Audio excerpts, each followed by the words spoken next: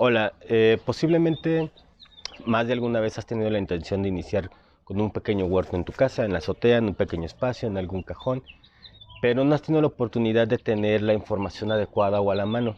Hoy en día es muy fácil que podamos tener esa información, es sencillo, hay muchos buenos canales, hay muchos buenos libros, muchos buenos manuales para acercarte y esta vez quiero pues invitarte a conocer uno en el que particularmente pues es una oportunidad de colaborar y me gustaría pues conocértelo para que conozcas a quiénes fueron los autores de este manual y también la manera en cómo lo puedes descargar, ¿sí? Bueno, pues entonces hoy te presento el manual de huertos urbanos.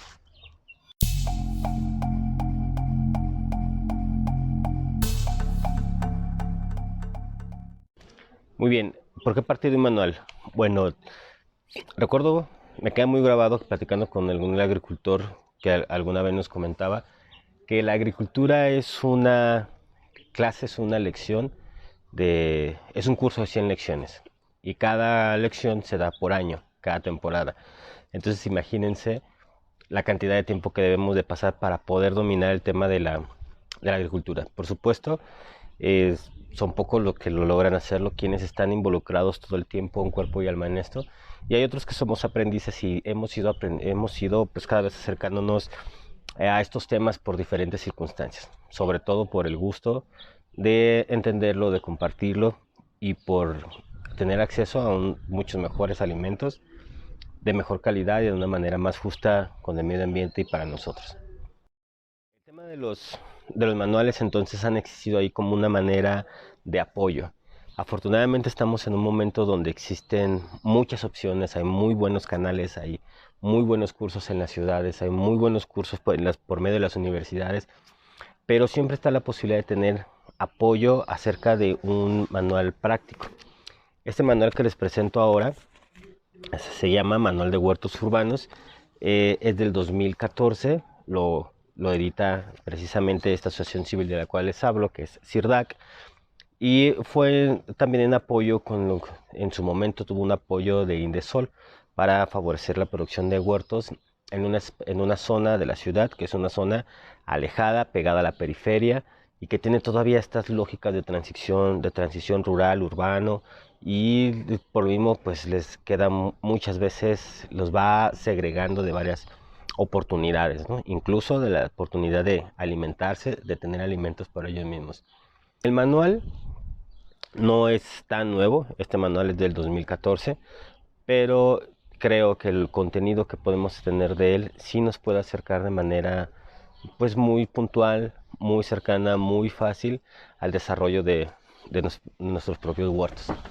Sobre todo porque el manual está pensado para espacios pequeños, espacios dentro de las ciudades y que son en ocasiones dejados de lado porque parece que no les diéramos la misma importancia.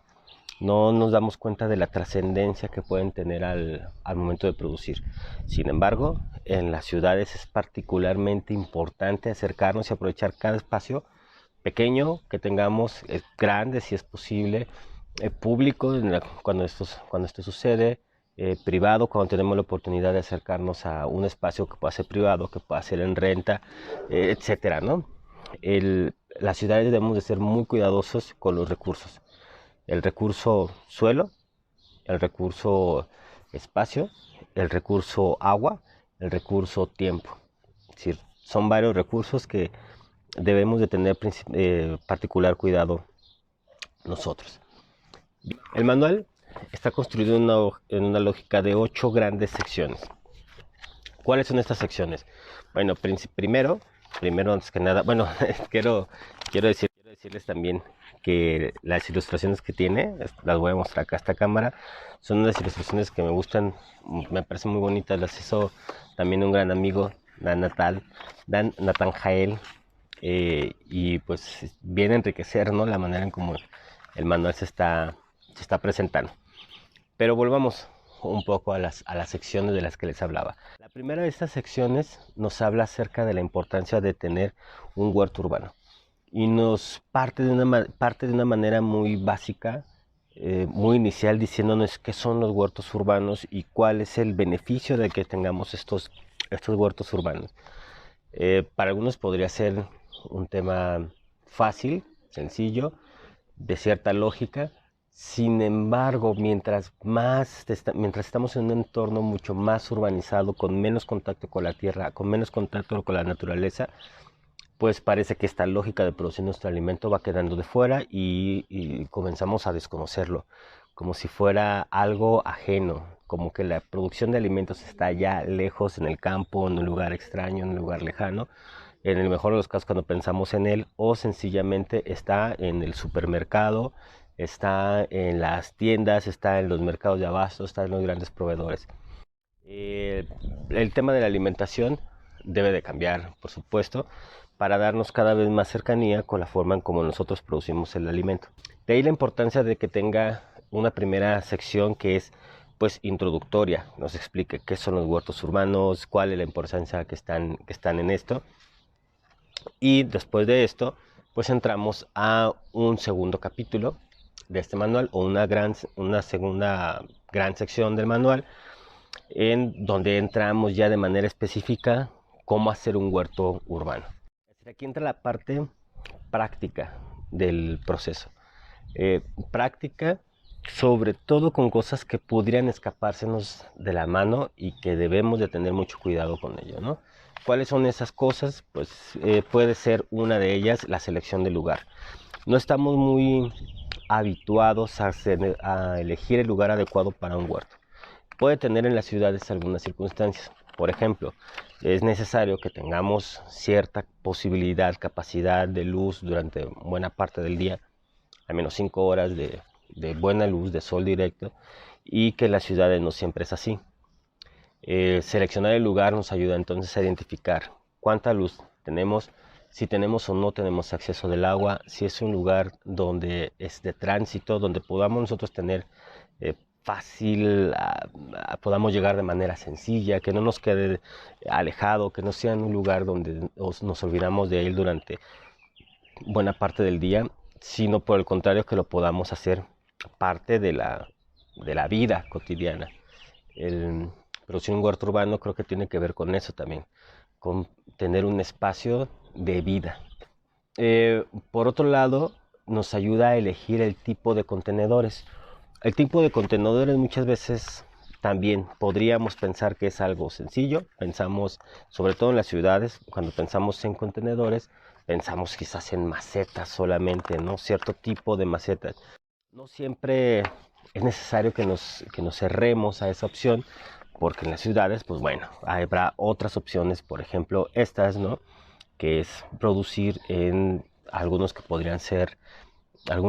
recipientes que podrían ser desechos, como llantas que solemos encontrar las tiradas, como utilizar algunos otros materiales que, es decir, pudieron haberse quedado de lado, como una tina vieja de una lavadora que pudo haber a la basura y sin embargo nosotros lo podemos tener de nuevo en uso, podemos darle una segunda oportunidad. Puede ser que utilicemos botellas de PET, puede ser que utilicemos espacios, materiales tejidos, es decir, hay una gran cantidad. Por otro lado, también nos ayuda a elegir qué tipo de hortaliza es la que podríamos cultivar. Por supuesto, es importante seguir los calendarios biológicos, es decir, todos estos calendarios naturales que nos van diciendo, a ver, en temporada de cierto calor hay que subir tal producción de tal alimento, en la temporada de frío no vamos a tener este alimento, y podemos nosotros dividir entonces nuestros huertos entre cultivos de verano, cultivos de otoño, cultivos de primavera. Y sucede también que hay una combinación importante del tipo de hortalizas que podemos tener, pero además del tipo de flores que podemos tener en esos espacios. Es interesante, aquí hay algo interesante también que mostrarles, y es un calendario de siembra. Ese calendario de siembra nos va a ayudar sobre todo a que nosotros podamos ubicar como una guía qué tipo de hortaliza o de cultivo vamos a tener, cuál es la profundidad que debemos de tener para cada tipo de semilla, cuál es el espacio que debe de haber entre plantas, cuál es los días en que va a tardar la germinación a cada uno de estos, el ciclo en el que vamos a empezar a tener floración, en el que vamos a empezar a tener cosecha. Y es una guía básica que quizás nosotros podamos perdernos de entrada si la primera vez que cultivamos, si no tenemos muy bien idea clara de cómo asociamos, ¿no? Hay una amiga que lo explica de una manera muy bonita y que dice, bueno, se pueden tener buenos y malos vecinos. Con las plantas, con las hortalizas sucede igual. Vamos a asociar cuáles son los buenos vecinos para poder tenerlos en ese espacio. Además de esto, otra de las secciones que quiero comentarles de este manual es los labores de cuidado del huerto, o lo que también se le conoce como las labores culturales, ¿no? ¿Cuáles son esas labores culturales? Pues las que se identifican con el riego, con la siembra, con el trasplante, con el deshierve, cómo poder darle sostén a cierto tipo de cultivos para darles una guía, para que se mantengan, para que puedan sobrevivir. Y en general todo el proceso de cuidado desde el que nosotros sembramos la semilla hasta el momento de la cosecha. Es una actividad necesaria, es una actividad útil y es, yo creo que la parte bonita de mayor aprendizaje que tenemos cuando comenzamos con esta aventura y con esta posibilidad de poder tener un huerto en nuestras propias casas, sobre todo enfocándonos en el tema de las ciudades. Mm, Vamos a encontrar acá todo lo que tiene que ver con las labores de hierve, cuidado, identificación de plagas, y también no solo de la identificación de plagas, sino de la manera de poder hacer algunos remedios naturales para poderlos atender, ¿no?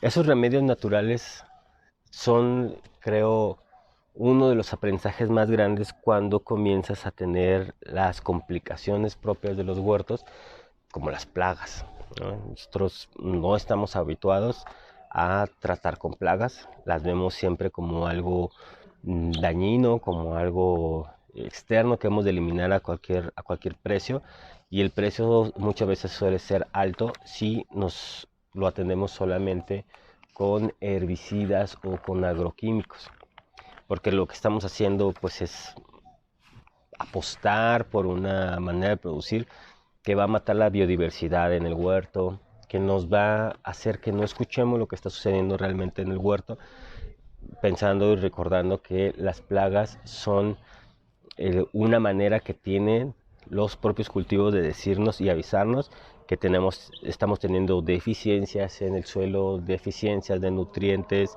que está habiendo complicaciones con la humedad, que está habiendo complicaciones con demasiado sol, que nuestros suelos no están reteniendo suficiente humedad, que estamos teniendo erosión.